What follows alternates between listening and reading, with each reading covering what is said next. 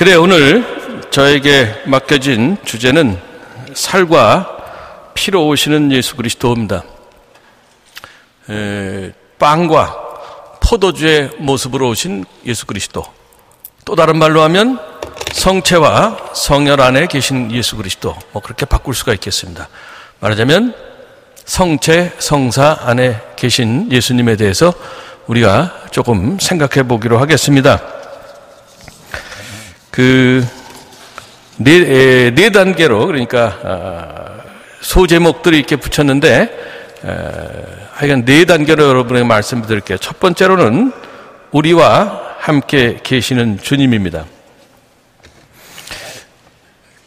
저는 노래를 잘 못하는데 대중가요를 이렇게 보면은 가사가 그럴듯한 게 많아요. 요즘에 젊은 아이돌 가수들이 하는 거는 잘 못 알아듣겠는데, 제가 이제 20대, 30대 때 이렇게 그때 대중가요를 보면은 좀 서정성이 있고 또 내용도 거의 시적입니다. 그 중에 하나가 동행이라는데, 그런 제목의 노래인데 최성수라는 가수가 부른 노래죠. 거기에 이런 노랫말이 나와요. 누가 나와 함께 울어줄 사람 있나요?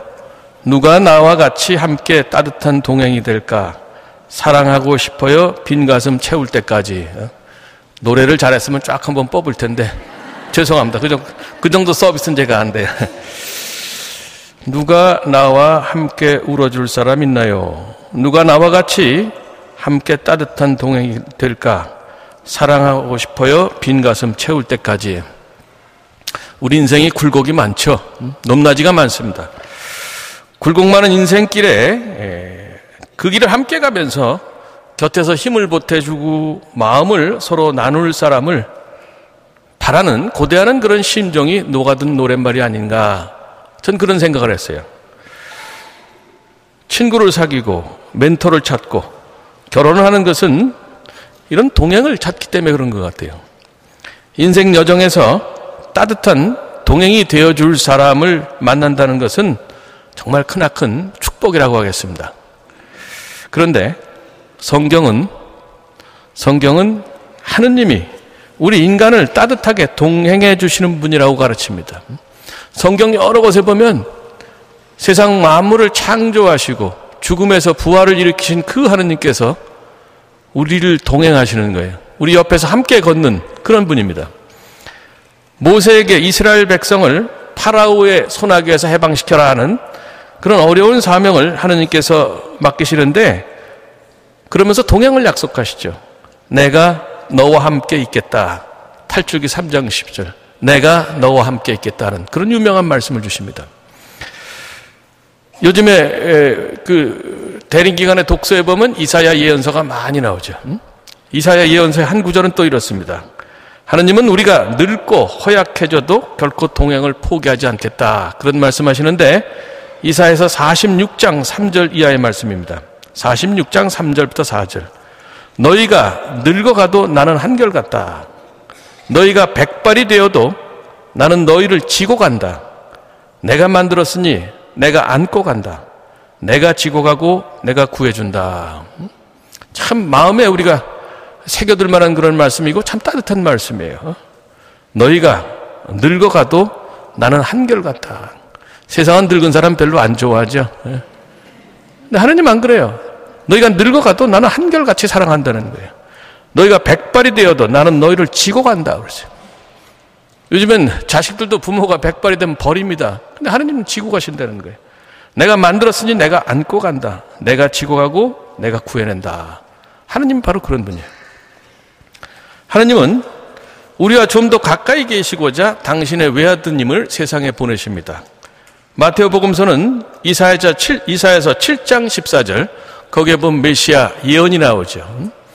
아들을 가져 낳을 터이니 그 이름을 임마누엘이라 하리라. 미래 예언자, 메시아에 대한 그런 예언이었습니다. 마태복음서는 바로 그 이사야서 7장 14절을 그 메시아 탄생 예언이 예수님과 함께 실현되었다고 하면서 이렇게 전합니다. 보아라, 동정녀가 잉태하여 아들을 낳으리니 그 이름을 임마누엘이라 하리라 하신 말씀이다. 임마누엘은 번역하면 하느님께서 우리와 함께 계시다는 뜻이다. 마태복음 1장 23절 말씀입니다. 하느님은 기꺼이 우리와 함께 계시고 우리에게 다가오시는 분이에요. 우리에게 다가오셔서 우리와 함께 계시는 그런 분입니다. 근데 조금 더 가까이, 죄 많은 인간과 더 가까이, 그래서 우리를 구원하시기 위해서 당신의 아들을 보내시는데 그 이름이 임마누엘이에요. 하느님이 함께 계신다. 사람이 되신 하느님의 아들 예수님은 인간과 함께 사시면서 그들이 구원의 길로 갈 수 있도록 동행하시죠. 그래서 요한복음 1장 14절은 이렇게 얘기합니다. 말씀이 사람이 되시어 우리 가운데 사셨다 그랬어요. 그 말씀, 사람이 되신 말씀, 그 하느님의 아들 예수님은 부족하고 허물 많은 사람과도 함께 계십니다. 우리도 누군가 함께 하고 싶죠. 근데 우리 마음에 드는 사람, 내가 사랑하고 싶은 사람, 내 마음에 드는 사람하고만 같이 있고 싶어 하지 마음에 안 드는 사람하고는 같이 있고 싶어 하지 않습니다. 능력 있는 사람, 나에게 도움이 되는 사람하고만 같이 있고 싶어 하는데 하느님은 그렇지 않다는 거예요. 부족하고 허물 많은 사람들과도 그분은 기꺼이 함께 하십니다. 그분은 제자 베드로가 당신을 배신할 것을 내다보시면서도 그를 버리지 않으시죠.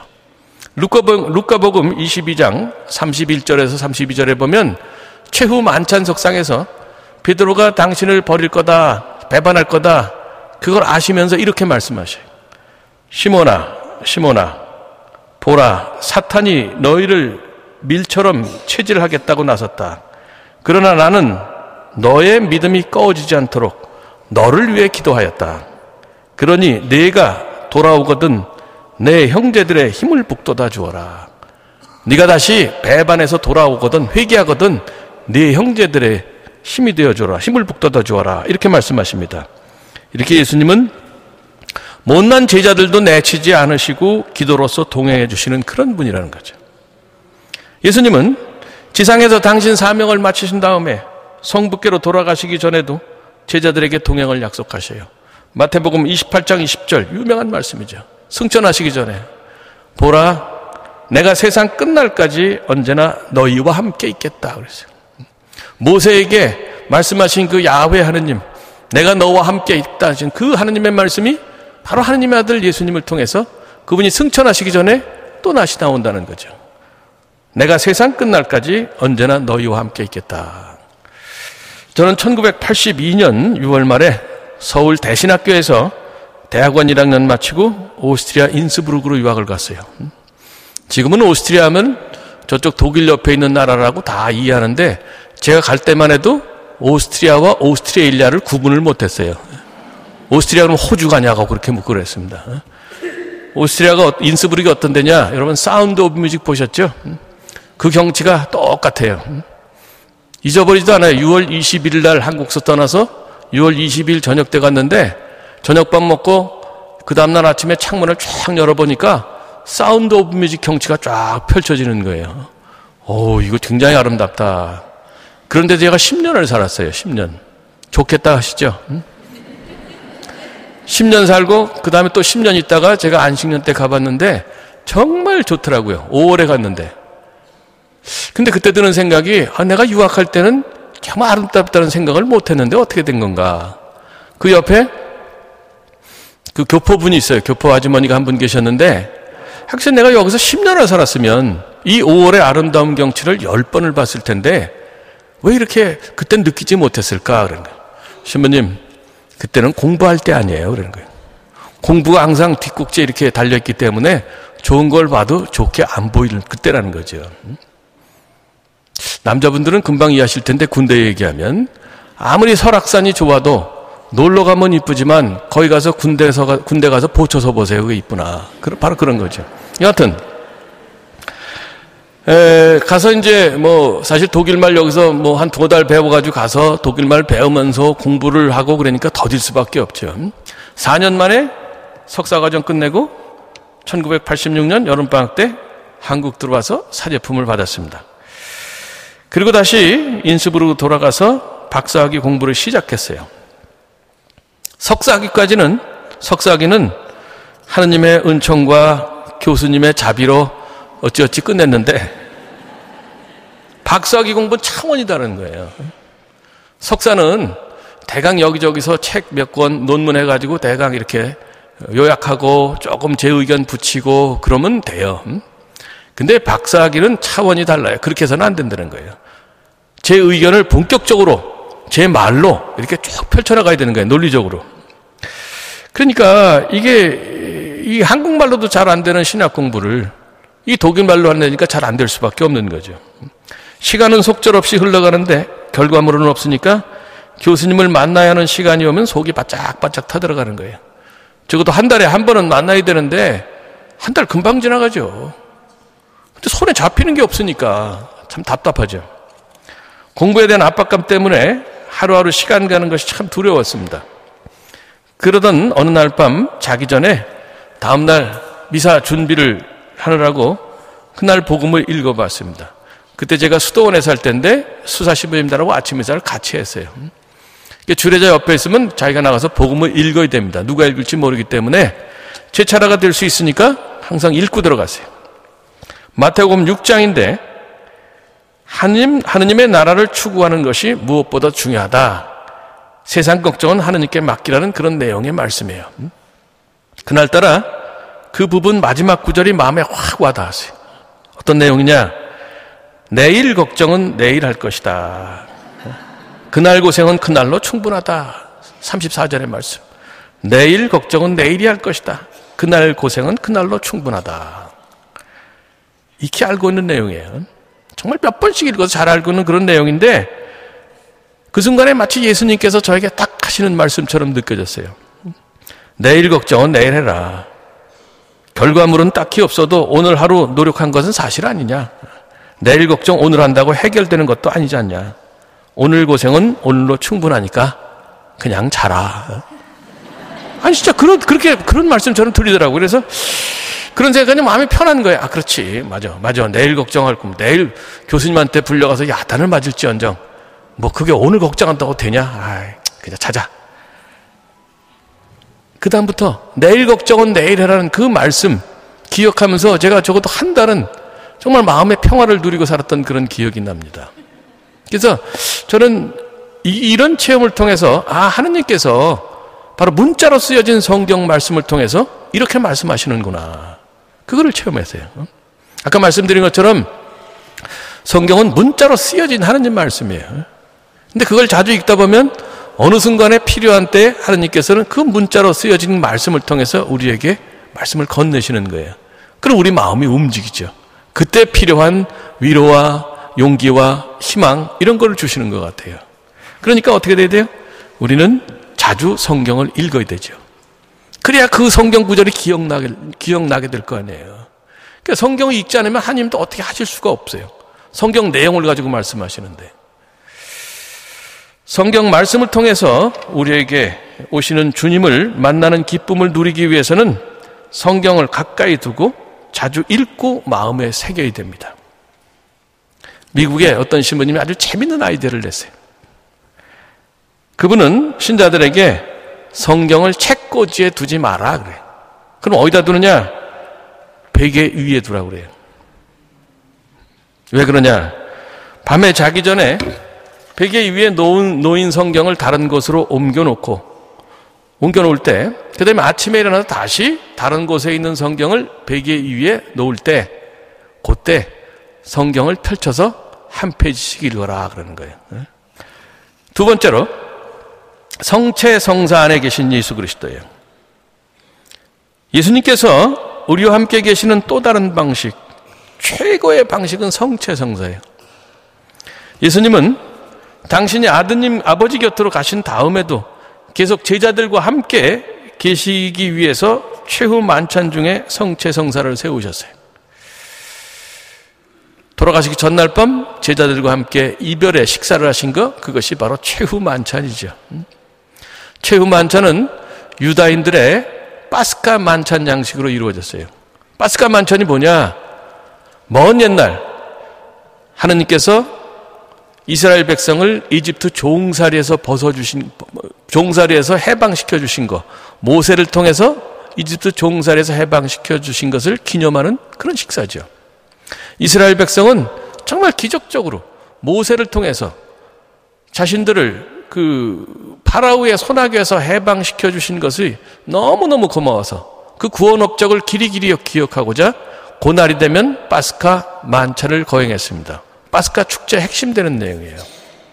근데 이스라엘 백성이 광야에서 이집트에서 빠져나갈 때 음식을 준비할 틈이 없었어요. 그러니까 밀가루 반죽만 해가지고 나간 거예요. 거기다가 누룩을 넣고 밀가루를 불리게 한 다음에 해야 빵이 부드러운데 그냥 반죽만 해서 구워 먹으니까 그 빵이 어때요? 질기죠. 피자처럼 큰 빵인데 질깁니다. 찢어 먹어야 돼요, 그 빵을. 그 다음에 뭐 쓴 풀, 쓴 나물 먹으면서 그때의 쓰라린 추억을 기념하고 아무튼 그 이집트의 종살이를 기억하는 그런 음식들로 이렇게 돼 있는데 왜 우리나라에서 그런 거 있잖아요. 6.25 때를 기억하기 위해서 주먹밥을 먹고 피난 갈 때 싸가지고 갔던 주먹밥을 먹고 그러잖아요. 그 비슷한 겁니다. 그래서 파스카 만찬의 양식대로 이루어졌는데 파스카 만찬 시작은 뭐냐?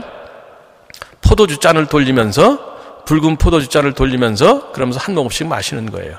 그 다음에 두 번째 단계는 그 식탁의 제일 연장자가 가장이죠. 주로 가장이 덩어리 된 빵, 그 파스카 빵, 찢어야만 한 그 질긴 빵을 들고 하나님께 감사의 기도를 올린 다음에 그거를 찢어서 다 나누어 줍니다. 그리고 뭐 어린 양과 함께 다 이렇게 먹죠. 그 다음에 마지막에 세 번째는 다시 한번 포도주 잔을 쫙 돌리는 거로 그 끝이 납니다. 그래서 그 세 단계예요. 포도주로 이제 시작을 하고 빵을 축복해서 감사 기도를 올린 다음에 빵을 나누어 먹고 본식을 먹고 그 다음에 뭐 후식이라고 얘기할 수 있는 거죠. 다시 한번 포도주 잔을 쫙 돌린다는 거예요. 그래서 최후 만찬 이야기에 보면 바로 그런 식사가 그런 식으로 진행됐구나. 그거를 우리가 알 수 있는 거죠. 근데 우리말로 그 단계를 번역하기가 어려워요. 전식, 본식, 후식. 그럼 너무 양식 냄새가 나서 좀 그런데 그래서 하여간 그 전에 저의 스승 신부님들이 70년대에 그 말을 번역하려고 굉장히 애를 썼어요. 그 중에 하나가 마지막 세 번째 식사한 다음에 다 한번 그 잔을 돌잖아요. 다시 한번. 그래서 이거를 뭘 하면 좋을까? 그래서 어느 신부님이 입가심 잔이다. 입가심 잔. 근데 이 영감이 별로 그렇죠. 그죠? 남자들이 술 마신 다음에 입가심으로 뭐 맥주 한잔 할까? 이런 기분이 하니까 뭐 그 용어는 채택이 안 된 걸로 알고 있습니다. 그래요. 다시 본론으로 들어가면 예수님이 그 최후 만찬 때 하신 그 말씀, 성체 성사를 세우면서 하신 그 말씀은 우리가 매번 미사 때 듣는 거예요. 예수께서는 빵을 들고 감사의 기도를 올리신 다음 쪼개어 제자들에게 주시며 말씀하셨다. 너희는 모두 이것을 받아 먹어라. 이는 너희를 위하여 내어줄 내 몸이다. 저녁을 잡수시고 같은 모양으로 잔을 들어 다시 감사 기도를 드리신 다음 제자들에게 주시며 말씀하셨다. 너희는 모두 이것을 받아 마셔라. 이는 새롭고 영원한 계약을 맺는 내 피의 잔이니 죄를 사하여 주려고 너희와 모든 이를 위해 흘릴 피다. 성체를 축성하는, 성혈을 축성하는 그 순간은 뭐냐? 바로 최후 만찬 때 예수님께서 성체 성사를 세우면서 하신 그 말씀이 반복이 되는 거예요. 사제의 입을 통해서. 그 순간에 바로 빵이 축성이 돼서 예수님의 몸으로, 포도주가 축성이 돼서 예수님의 피로 변하는 겁니다. 예수님은 이 말씀을 통해서 당신의 십자가 죽음을 뜻풀이해 주시는 거예요. 십자가에서 당신 몸이 못 박혀서 빵처럼 찢겨지고 붉은 포도주 같은 피를 쏟을 것임을 알려주시는 겁니다.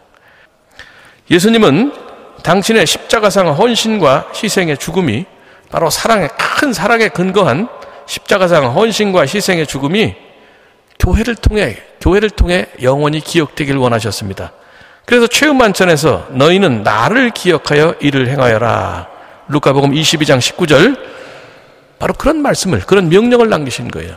그래서 교회는 예수님 부활하신 다음에 바로 오늘날 미사죠. 최후 만찬 그 양식대로 미사를 거행했다는 겁니다. 우리는 성체 안에 예수님이 현존하시고 성체를 영함으로써 예수님을 자신 안에 모신다는 것을 우리는 믿고 있어요. 여러분들이 미사 때 영성체 하실 때 신부님이 성체를 들고 그리스도의 몸 하면 여러분은 아멘 하죠. 그죠? 눈에 보이는 건 그냥 밀가루 덩어리예요. 근데 실제로는 성체 아니야. 예수님이 그 안에 계시는 거예요. 바로 예수님의 몸입니다. 눈에 보이질 않지만 우리는 그걸 믿는 거예요. 그러니까 아멘이 뭐예요? 시브리 말로 그렇습니다. 그런 거예요. 일종의 신앙 고백입니다. 믿지 않는 사람들은 그거를 보면서 저건 뭐야? 과자 아니야? 뭐 이렇게 볼 수 있어요. 근데 우리는 아니에요. 예수님의 몸이에요. 성체죠. 그러니까 신부님이 그리스도의 몸 하면 여러분들은 아멘, 네 맞습니다, 그렇습니다, 이렇게 받아들이는 거죠. 그러니까 여러분이 아멘을 똑바로 하셔야죠. 신부님이 알아들을 수 있게. 핸드폰이 울리네요. 아직 끝날 때 안 됐는데 시간 되면 끝낼 거예요. 걱정하지만. 근데 어떤 분당에서는 아멘을 안 해요. 어떤 분들이. 그럼 신부님은 당연히 확인을 해야 되죠. 신자인지 비신자인지 모르니까. 영세 받으셨어요? 본명이 뭡니까? 네. 다음부터 아멘 하세요. 그리고 성체를 드리면 그건 신부님의 의무예요. 비신자에게 그 성체를 영해 줄 수 없기 때문에 신자인지 확인할 의무가 있는 거예요. 근데 그분은 뭐예요? 공개석상 앞에서 나 망신 줬다. 그래서 나중에 따진다는 거예요. 자기가 잘못해놓고. 아멘은 확실히 하세요. 신부님이 알아들을 수 있게. 그렇다고 너무 크게 신부님이 깜짝 놀랄 정도로 소린 지르지 마시고. 신앙 고백이에요. 신앙 고백. 아, 맞습니다. 신부님 손에 들린 그 그리스도의 몸 맞습니다. 제가 맞습니다. 이렇게 믿습니다. 이렇게. 그런 의미로서 아멘 이렇게 하셔야 된다는 거죠. 그런데 성체를 통해서 우리에게 오시는 주님을 체험하기를 우리는 다 바라요. 그런데 그게 잘 안 되죠. 물론 매번 성체를 영할 때마다 강렬하게 주님을 체험한다는 거, 이거는 그렇게 자주 있는 일이 아니죠. 하지만 우리가 좀 더 정성스럽게 준비하면 그분의 오심을 잔잔하게 느낄 수 있습니다. 이를테면 미사 전에 한 주일간 하느님께 받은 은혜를 헤아리고 감사드리고 부족했던 점에 대해서 반성해보고 그분 뜻대로 살겠다고 마음을 정리하는 조용한 시간을 갖는다면 미사와 영성제가 훨씬 더 의미 있게 느껴질 겁니다. 또한 그 주일에 독서와 복음 말씀을 미리 읽고 묵상하고 미사에 참여한다면 영성체를 통해서 주님을 더욱 가까이 느낄 수가 있어요. 미사는 성체성사, 미사는 바로 성체성사예요. 미사 중에 성체와 성혈이 축성되기 때문에 미사는 다른 말로 하면 또 성체성사입니다. 준비를 해야 돼요. 미사를 통해서 정말 하느님의 은총이 아주 풍성하게, 다른 어느 성사보다도 더 풍성하게 내려요. 미사는 그야말로 은총의 종합 선물 세트 같은 겁니다. 그런데 우리가 그거를 받아들일 준비가 돼 있어야 돼요. 그건 뭐예요? 미사를 준비하는 거죠. 마음을 열고 우리 정신을 예수님께 집중하는 그런 자세가 필요한 거예요. 미사를 준비하는 가장 좋은 건 뭐냐? 그 미사 때 독서와 복음 말씀을 미리 읽고 마음에 새기고 들어가는 거예요. 말씀과 성체는 아주 밀접하게 연관되어 있습니다. 여러분들이 성체 성사 안에 계신 주님을 정말로 가까이 느끼길 원하신다면 말씀 전례 단계에서 말씀을 여러분 마음 안에 미리 담아두셔야 돼요. 그러면 성체 안에 오신 예수님을 더 가깝게 느끼실 수 있습니다.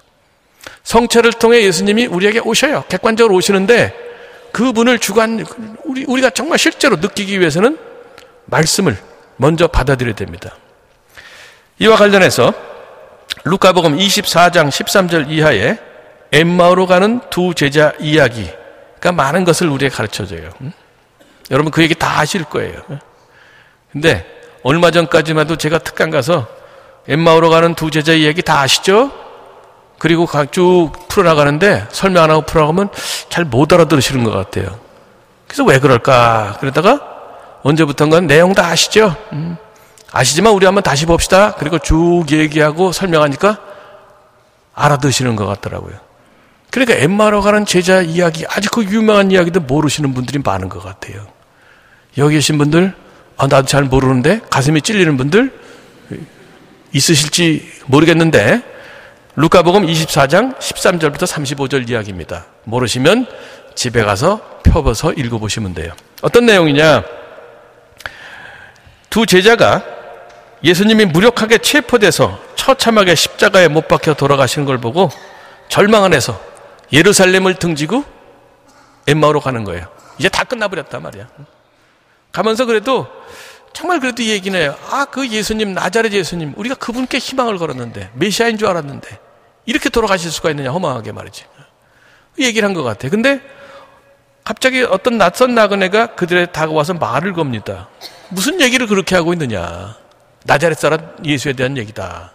그러면 자기 고민거리를 털어놓으니까 그 낯선 나그네가 성경을 들어서, 여기 구약 성경이죠. 성경의 내용을 들어서 하나하나 뜻풀이를 해주는 거예요. 그들의 의문점을 성경에 들어서 하나하나 이렇게 풀어주는 겁니다.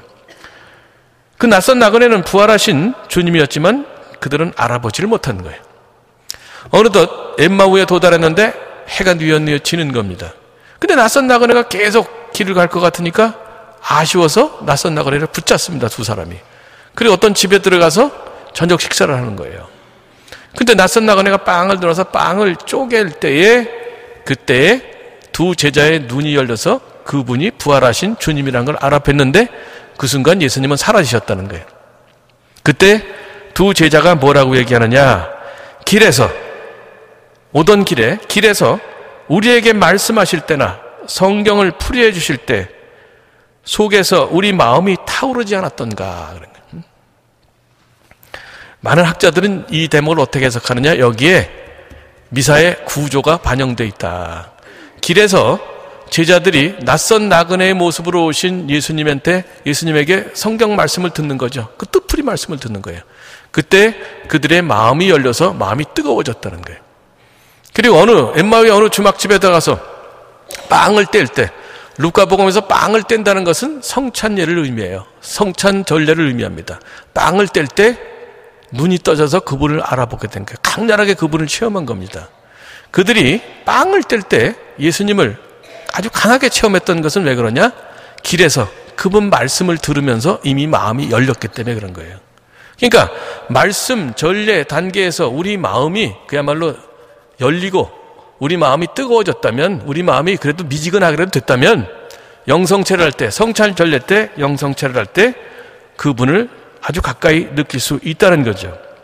그러니까 우리는 엠마오 제자들이 그랬던 것처럼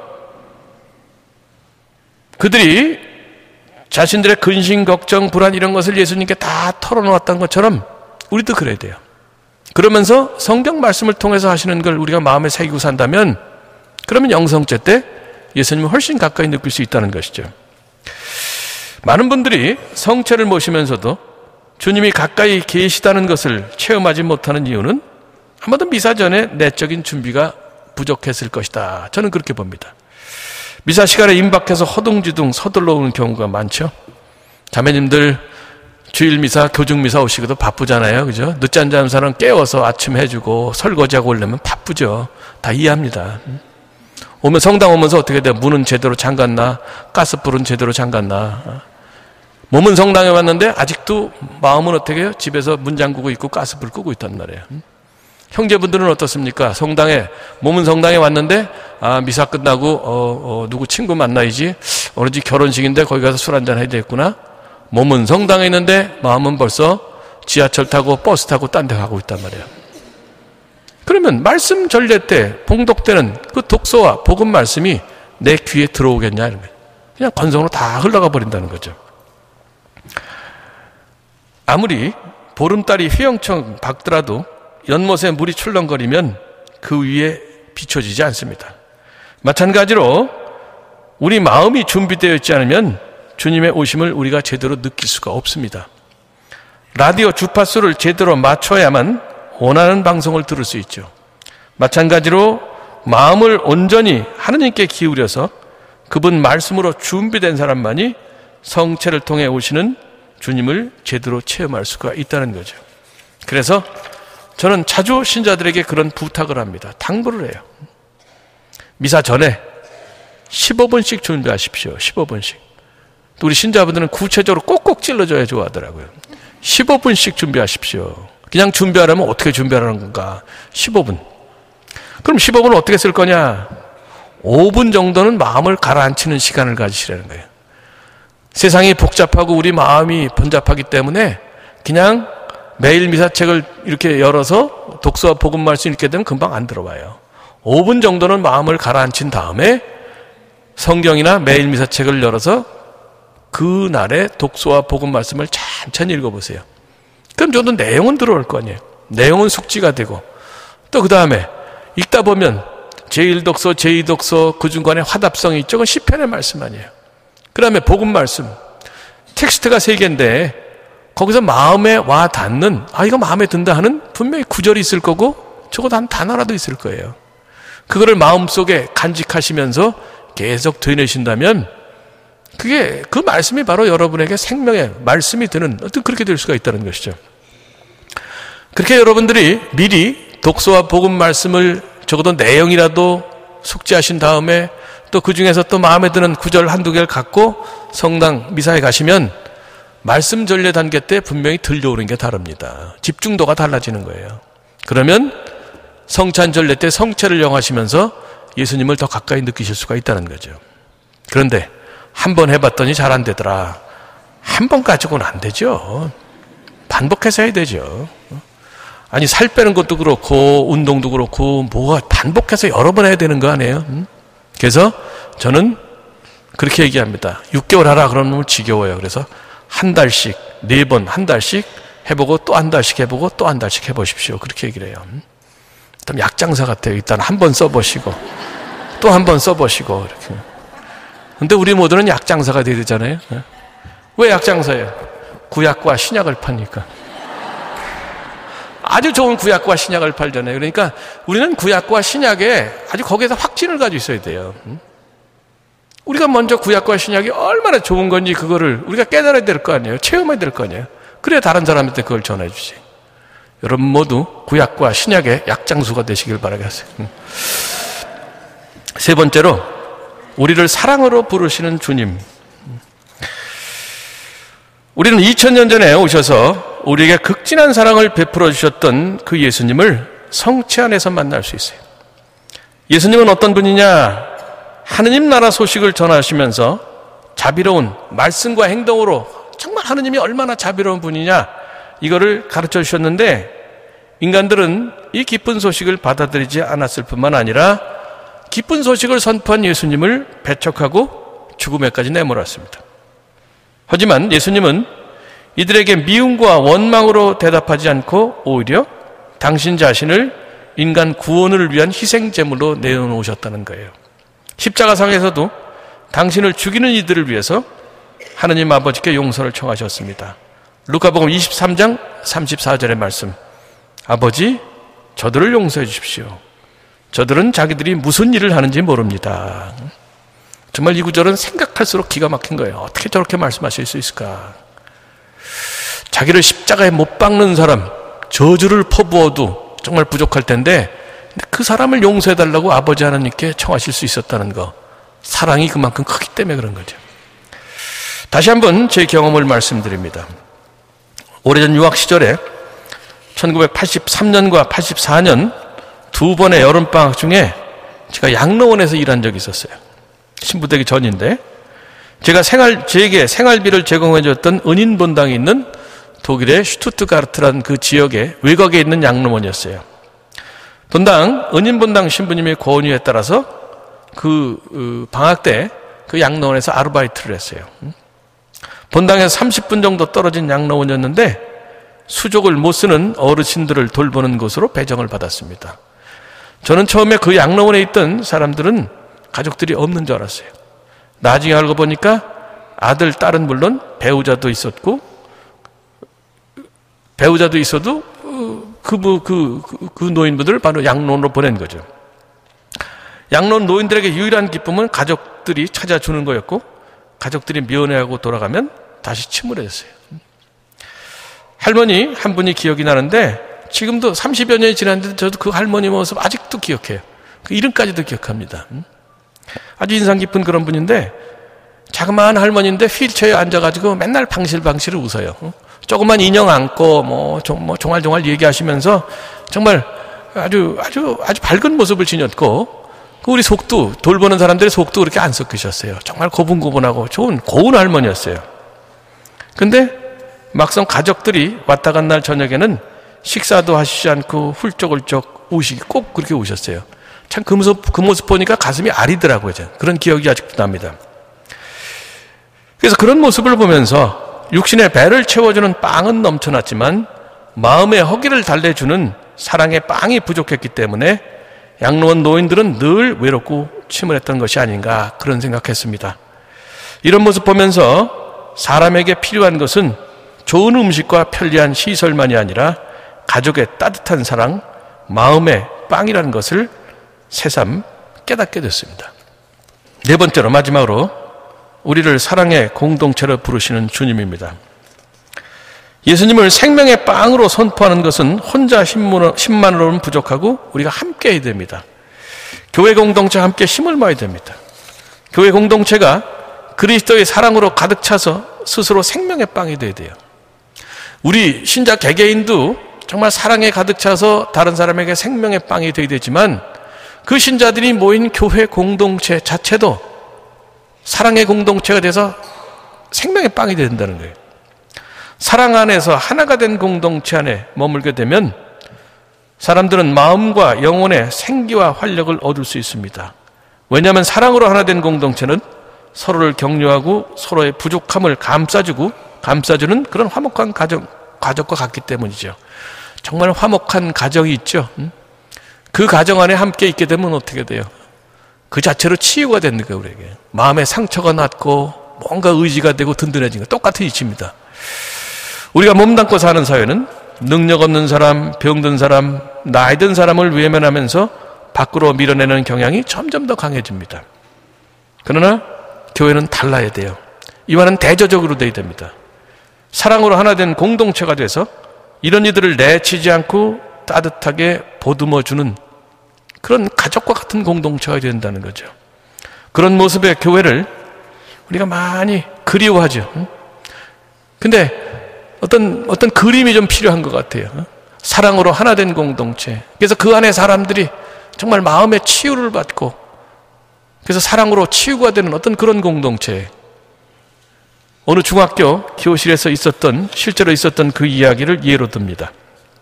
어느 중학교에서 한 교사가 점심시간이 끝나고 1학년 5교시 수업에 들어갔어요.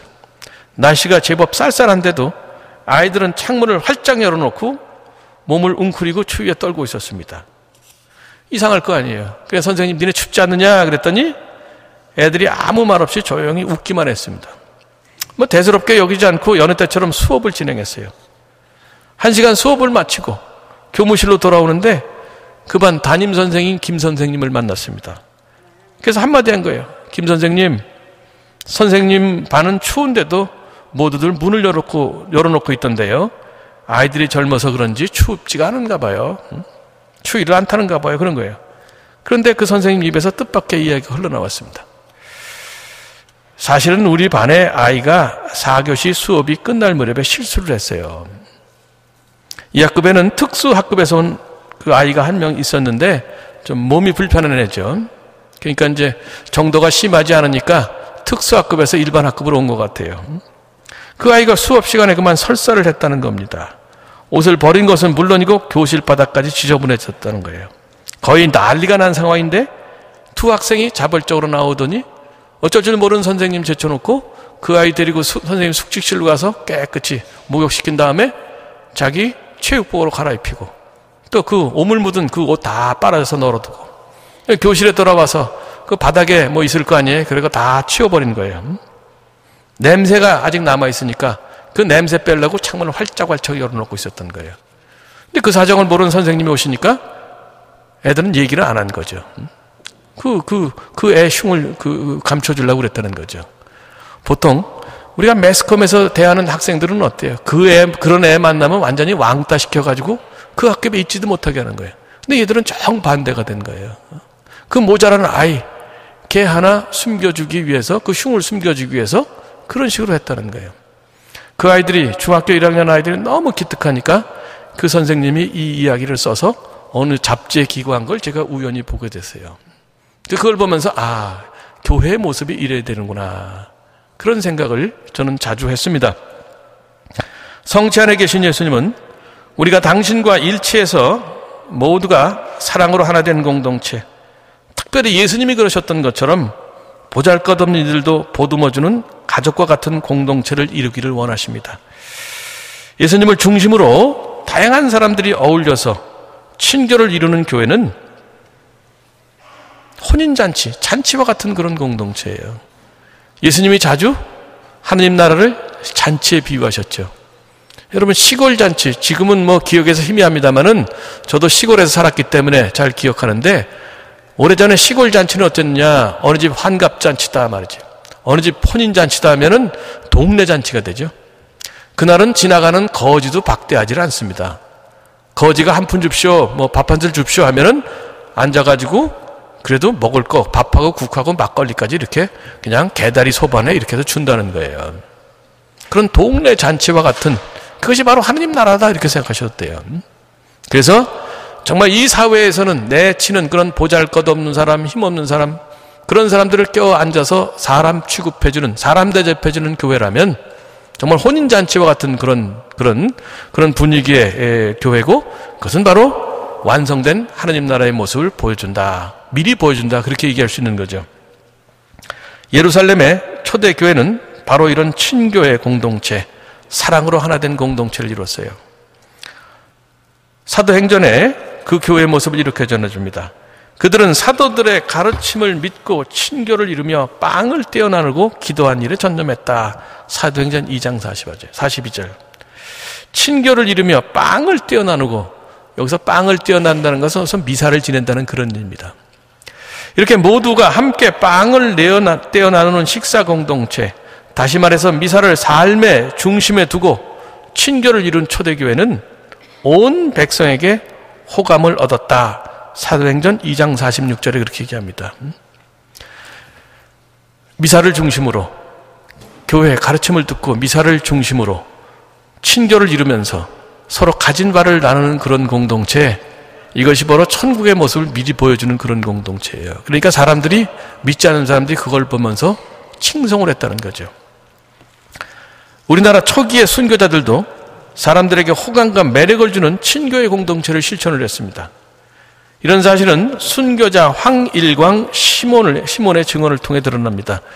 그분은 1802년 신유박해 때 순교한 분인데, 지지난해 2014년에 광화문에서 그 프란시스코 교황님에서 시복된 그런 분입니다. 복자 황일광 시몬이죠. 그때 그분은 백정 출신이었어요. 조선시대 백정이면은 완전히 천민입니다. 아이들도 하대를 하는, 반말을 하는 그런 천민이었어요. 그런데 그분이 천주교를 알게 됐고 영세를 받았는데, 당시에 양반 신자들은 그의 비천한 신분을 알면서도 다른 신자들과 똑같이 대해줬다고 그래요. 같이 밥을 먹고 한 자리에서 기도를 했다는 거죠. 그래서 황일광 시몬은 자주 이렇게 이야기를 했다고 합니다. 나의 이러한 신분에도 사람들이 너무 점잖게 대해주니 천당은 이 세상에 하나가 있고 후세에 하나가 있음이 분명하다 그랬어요. 유명한 두 개의 천당이라는 그런 얘기입니다. 황일광 선교자는 신분의 높은 벽을 뛰어넘어서 천민인 자신을 진심으로 한 형제로 받아줄 정도로 깊은 친교를 나누는 그 교회 공동체를 지상의 천국으로 체험했습니다. 아마도 거기서 힘을 얻었기 때문에 그분은 기쁘게 순교할 수 있었지 않을까, 저는 그런 생각을 해요. 두 개의 천국. 물론 본래적인 천국은 우리가 죽은 다음에 가는 거기죠. 근데 그 천국을, 그 하느님 나라를 이미 이 세상에서 체험할 수 있는데, 그것은 우리가 성체성사를 중심으로 사랑으로 하나 된 공동체, 친교의 공동체를 이루면 그렇게 될 수 있다는 겁니다. 오늘날도 주님께서는 성체성사 안에 현존하시면서 계속 우리에게 사랑을 쏟아부어 주십니다. 그건 우리가 그 사랑을 받아서 변화돼서 사랑으로 하나 된 공동체를 이루기를 간절히 원하십니다. 왜냐하면 그런 공동체 안에서 사람들은 사랑의 주님이 자신과 함께 하신다는 것을 체험하면서 자신의 신앙을 키워가기 때문에 바로 그렇다는 거죠. 예수님은 성체성사 안에서 정말 많은 사랑을 우리에게 부어주셔요. 그 사랑으로 우리가 변화돼서 그야말로 사랑의 학교를 만들기를 원하시는 거예요. 다른 말로 하면 교회는 사랑을 배우고 체험하는 그런 학교가 돼야 돼요. 그래서 교회 안에 있으면서 사랑을 배우고 체험해서 밖에 나가서 또 다른 사랑을 실천하는 그런 공동체가 돼야 됩니다. 매번 성체성사를 통해 우리에게 오시는 예수님은 우리에게 아마도 이렇게 말씀을 건네실 것 같아요. 내가 너희를 위하여 십자가에서 나를 바쳤고 계속 너희를 위해 곁에 있을 것이다. 내가 세상 끝날까지 언제나 너희와 함께 있겠다. 우리 모두, 이 자리에 모인 우리 모두 성체 안에 계신 주님의 말씀에 좀 더 귀를 기울이면 좋겠습니다. 끊임없이 그분은 우리에게 나직하게 말씀을 건네시면서 오십니다. 그 주님의 말씀에 우리가 좀 더 귀를 기울여서 우리 주님께서 간절히 바라시는 대로 우리가 사랑의 사람으로 변화가 되고 또 사랑으로 하나 되는 그런 교회 공동체, 사랑의 학교를 이루어가도록 노력했으면 좋을 것 같아요.